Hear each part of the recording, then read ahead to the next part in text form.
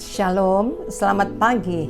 Renungan pagi hari ini, tanggal 31 Juli 2020 terambil di dalam kitab Samuel, 1 Samuel 21 ayat yang ke-10. Kemudian bersiaplah Daud dan larilah ia pada hari itu juga dari Saul. Sampailah ia kepada Akis, raja kota Gad. Ayat ini kita tahu bersama, Daud melarikan diri. Daud bersembunyi dari Saul. Karena Daud mengalahkan Goliat. Dan ketika Daud mengalahkan Goliat, di dalam 1 Samuel pasalnya yang ke-6 dikatakan, tetapi pada waktu mereka pulang, ketika Daud kembali sesudah mengalahkan orang Filistin itu, keluarlah orang-orang perempuan dari segala kota Israel menyongsong Raja Saul sambil menyanyi dan menari-nari dengan memukul rebana, dengan bersukaria dan dengan membunyikan gerincing. Dan perempuan yang menari-nari itu menyanyikan berbalas-balasan, katanya, Saul mengalahkan beribu-ribu musuh, tetapi Daud berlaksa-laksa. Lalu bangkitlah amarah Saul dengan sangat, dan perkataan itu menyebalkan hatinya, sebab pikirnya, kepada Daud diperhitungkan mereka berlaksa-laksa, tetapi kepadaku diperhitungkannya beribu-ribu. Akhir-akhirnya jabatan raja itu pun jatuh kepadanya. Ketika perempuan-perempuan Yerusalem keluar menyongsong Saul, Saul berpikir bahwa perempuan-perempuan Yerusalem ini sedang mengeluk-elukan dia, sedang menyanjung-nyanjung Saul. Karena perempuan-perempuan Yerusalem ini menyongsong Raja Saul sambil menyanyi dan menari-nari. Tetapi ternyata yang dikatakan oleh perempuan-perempuan Yerusalem justru menyanjung-nyanjung Daud. Karena mereka bernyanyi mengatakan, beribu-ribu Saul, tetapi Daud berlaksa-laksa. Nah, perkataan ini yang menyebalkan hati dari Saul, menyebalkan hati Saul. Sebab itu Daud melarikan diri karena Saul ingin membunuhnya. Mengapa Saul ingin membunuh Daud? Nah, kita sudah lihat di dalam ayat yang ke-8 dalam 1 Samuel 18, ya. Bangkitlah amarah Saul dengan sangat. Jadi, yang pertama kita lihat sini, karena ada kemarahan, timbul kemarahan, ya. Dia tidak disanjung seperti Daud. Dia tidak dieluk-elukan seperti Daud. Ada wanita atau perempuan-perempuan yang menyanjung-nyanjung Daud. Seorang laki-laki ketika disanjung-sanjung oleh perempuan-perempuan tentunya ada satu kebanggaan. Dan sanjungan itu bukan ditujukan kepada Saul, melainkan kepada Daud. Sebab itu timbullah kemarahan daripada Saul. Nah, peristiwa ini seringkali juga terjadi kepada umat-umat Tuhan. Karena kita berbicara tentang manusia. Manusia yang memiliki perasaan tersinggung, perasaan marah. Sama seperti Saul. Dia tidak disanjung. Dia tidak dieluk-elukan. Dia tidak dipuji-puji. Dan rupanya Saul sebagai laki-laki, dia mau dipuji, dia mau disanjung, dia mau diangkat juga, ya. Sehingga ada kemarahan, gengsi kan, ya, gengsi. Jadi seolah-olah harga dirinya, ya, harga dirinya ini diinjak-injak. Apalagi wanita-wanita atau perempuan-perempuan Israel yang menyanjung, ya.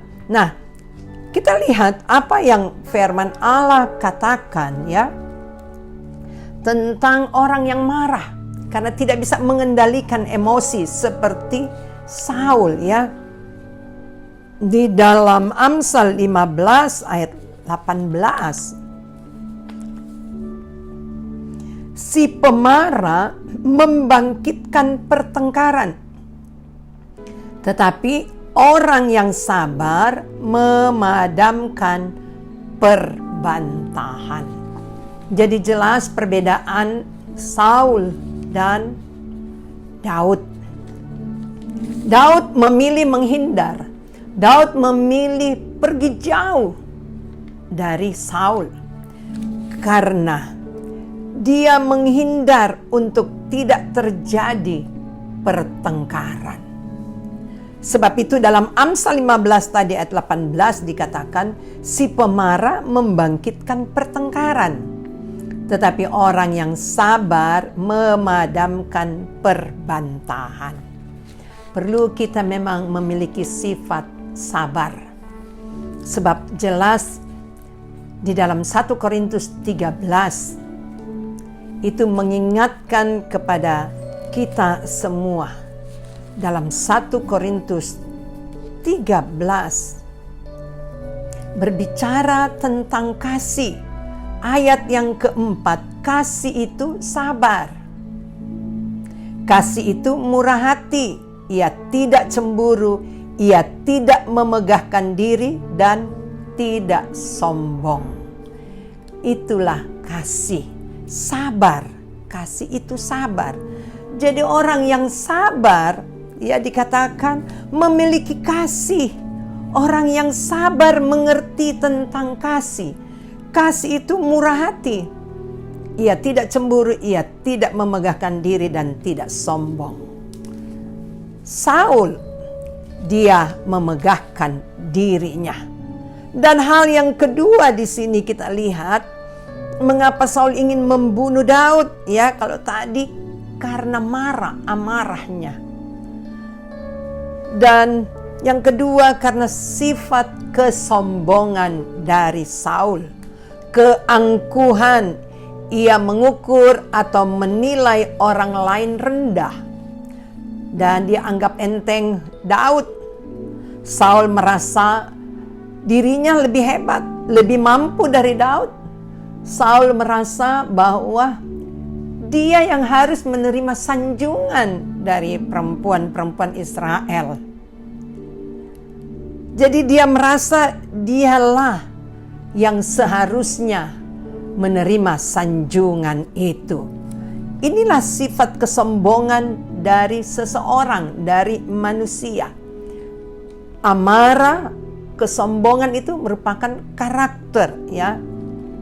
Dan ini salah satu contoh dari seorang raja yang bernama Saul.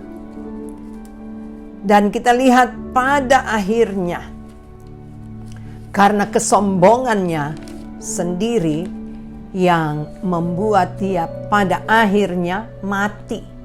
Karena dia mendendam, ada sifat kecemburuan, dendam sama Daud. Walaupun kita tahu bersama anak dari Saul sahabat dengan Daud, tetapi hatinya selalu hanya merasa dendam, ada akar pahit karena ada kesombongan di dalam hidupnya, di dalam hatinya. Di dalam Amsal pasalnya yang ke-8, Amsal Soleman pasal ke-8.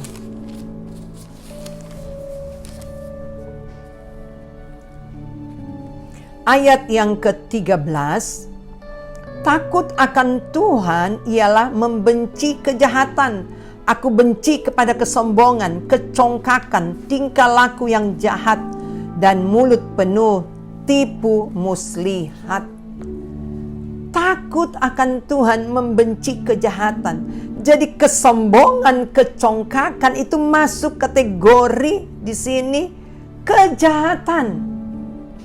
Karena dikatakan takut akan Tuhan ialah membenci kejahatan.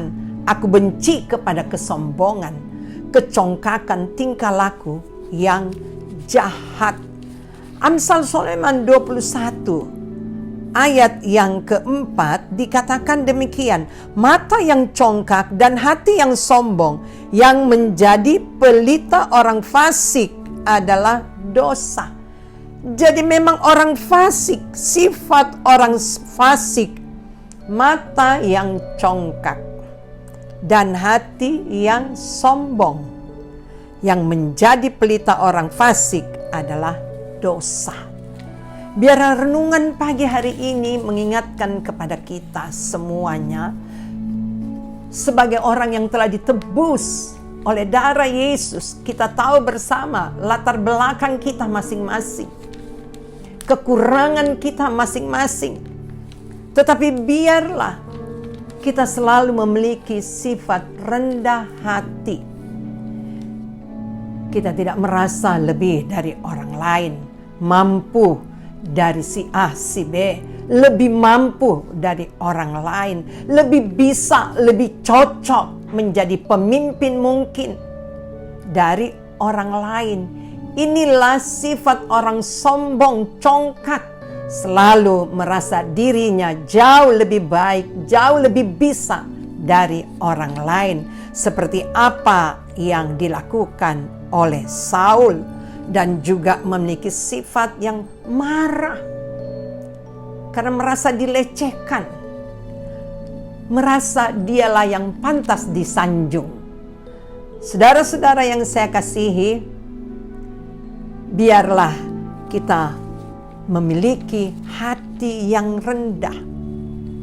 Kita senantiasa mempunyai hati yang bisa menerima satu dengan yang lainnya, karena kita tahu siapa diri kita. Kalau kita boleh ada sampai saat ini, bukan karena kebaikan kita, tapi karena Tuhan mengasihi kita semuanya. Puji Tuhan. Kita akan berdoa bersama-sama.